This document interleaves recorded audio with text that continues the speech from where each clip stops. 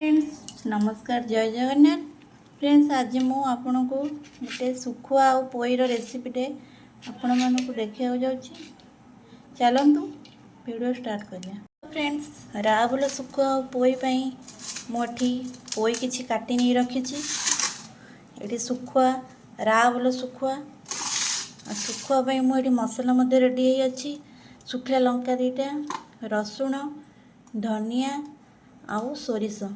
चलते देखा रावल सुखुआ रेसिपी आपण केमती देखा मुझे सुखुआ को गोटे पानी रे टिके भेदे देती। भेदेदेले ना बहुत नरम लगे खायापी से लगी 10 कि 15 मिनट पूर्वर आपको भिजेकी रख। देखो फ्रेंड्स मुझे गोटे पैन बसई से पैन रे मु तेल ऐड कली।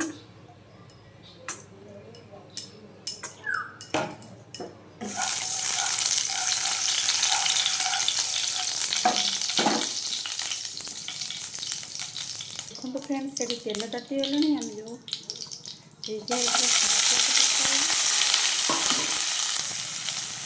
लुण टे ऐड करदे।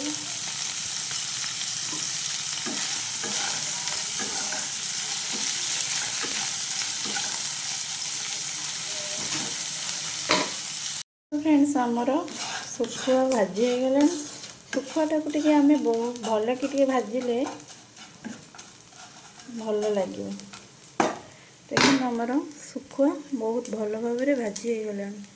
देखो फ्रेंड्स मो सुखुआ गोटे पात्र को काढ़ी देली। आम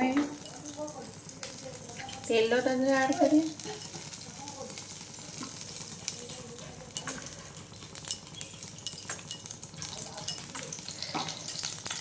देखो फ्रेंड्स आमर तेल तातीगला आम कटा जा पोई पत्र को पकाइबा।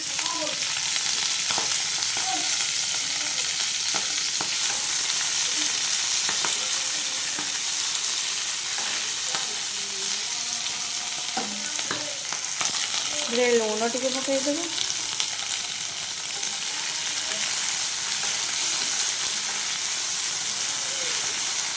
पोईटा टे संतुली हो गला मसला देवा। देखो फ्रेंड्स आमर पोई भाजी हो गला। आम मसला ऐड कर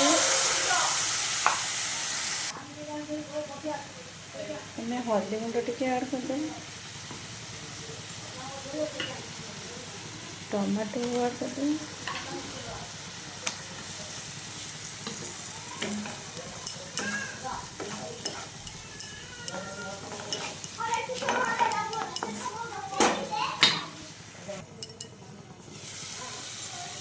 देखो फ्रेंड्स आमर पोई आ मसला हो गला। भजी देते सुखुआ को पकाई।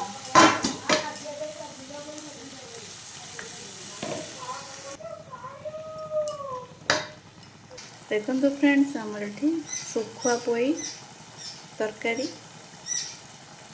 हो गला।